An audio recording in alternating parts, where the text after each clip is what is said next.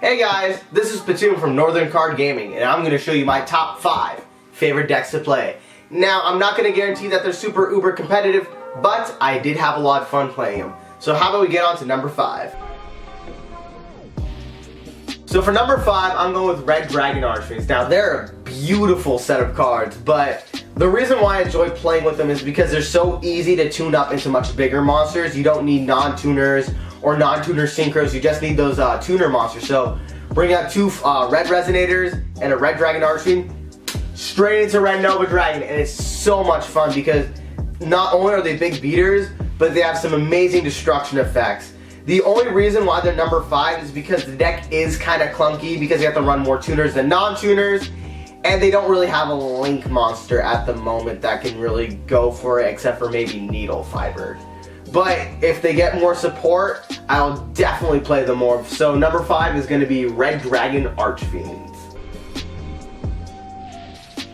And coming in on the number 4 spot, we're going with Volcanics. Now Volcanics I discovered through Rank 10's Volcanic Archetype Archive video.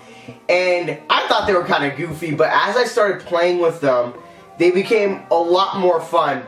If you want to get a good idea of what they are, they're pretty much like a weaker form of Trickstars, but they're more unexpected in a sense. So let's say you have a Blaze Accelerator Reload. You discard a Scatter Shot, draw 1 card, you send more Scatter Shots to the graveyard through Scatter Shot's effect, destroy the whole field, like all their monsters, and then burn for 15. For a GX era deck, that's pretty phenomenal. And I just also love the artwork, them being dinosaurs mixed with volcanoes. It's really cool. I also love their card, the Blazing Mars, which is like their manga boss monster. Enough with the jibber jabber, this deck is so much fun. Even though Trickstars are kind of the better versions of this, I still have so much fun playing this deck randomly online. So if you want to go for a fun GX era deck, go for Volcanics. And number 3 is Gem Knights. Now Gem Knights I've only played for now a few months, but these cards are incredibly fun. The combos you're able to pull off with like Lady Brilliant Diamond and Sephronite and Lapis Lazuli and the new card Phantom Quartz, which makes the deck so much more viable. The only reason why I don't have a physical copy of this deck is because Brilliant is at $13 and I need 3. Gems at 6, Gem Armadillo's at $6, and I need 3. And Sephronite's like, I think she's $10, and then Lady Brilliant Diamond is about $10, or it's 8. But still, it's an expensive deck, but I understand why, because this deck is so much fun. The Brilliant engine is definitely the best summoning engine in the game. No doubt about it. So if you want to play a fun deck, like that revolves around rock types, going for amazing burn and just spamming out so many good extra deck monsters, go with Gem Knights.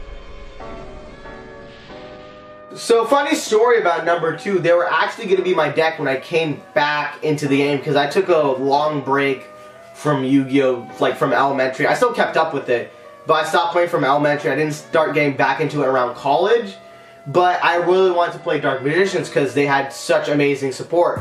The only problem was it was really expensive. But I want to thank the Legendary Dragons deck for making everything a lot cheaper and more accessible. So the deck got a lot more consistency with cards like Eternal Soul, Dark Magical Circle, Magician's Navigation, and the big boy, Dark Magician the Dragon Knight, to protect your back row. And I think it's a good deck to not only stand a competitive standpoint, but kind of like cater to all those nostalgia players who love Dark Magician from the show back when they were little. So if you want to get into a more competitive deck, but still want to keep that nostalgia feel, I would say go for Dark Magicians.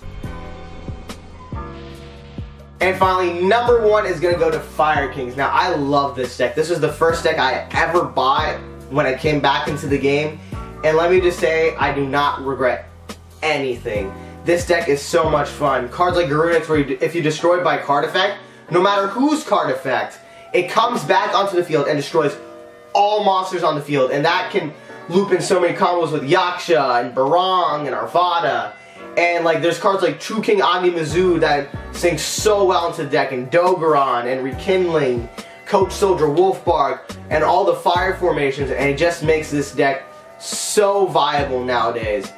And the only reason why I think this deck isn't looked up to as much is because before people only noticed Fire Kings because it syncs so well with Cosmos, but Fire Kings themselves work so well. Cards like Dulo Chimera and Hiduron definitely give it much more consistency. So if you want to try a new deck and kind of be a little bit of a troll, check out Fire Kings. Alright guys, I really hope you guys enjoyed this video. Make sure you guys subscribe down below and follow us on our many social media sites. But for now, we have to get going. So we'll see you later.